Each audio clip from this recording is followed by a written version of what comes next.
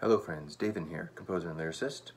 It's a cool gray morning here in the late autumn in Olympia, and I wanted to tell you about December's public release on my Patreon page, I Used to Be So Young. Now this was a fun one of an interesting provenance. Previously I've done a couple covers on the page, but they've been standards from the Great American Songbook. This one came about a little bit differently. There is a local, I call him a singer-songwriter. He prefers the title producer and local weirdo. His artist name is Jemmy Joe. And he runs a podcast that you might have heard of or listened to, Olympia Pop Rocks.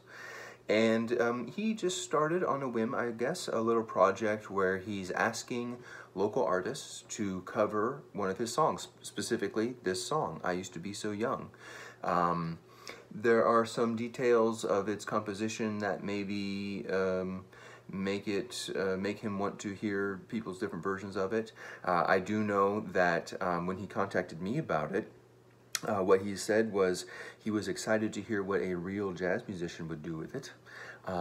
So that was a very interesting challenge for me to confront.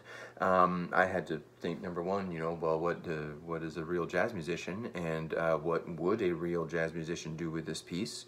His original version was very had kind of a old-timey kind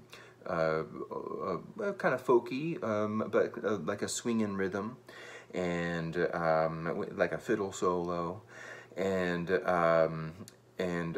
was a nice version of it. Actually, a pretty interesting version. He does some interesting things with the arrangement there. But I just listened to it, and I transcribed it and made a lead sheet for it for myself to use, which I'll include. I ended up really kind of rethinking it in terms of the rhythm, and to some extent in terms of the vocal interpretation. And I kind of mixed in, and I don't know to what extent this comes across, but I mixed in what I felt like was more of like kind of a bitches brew kind of electric jazz or acid jazz kind of feeling into it. Although the result, so I'm told by a couple of people who heard it, has been that it almost has more kind of like a 90s alt-rock feel to it.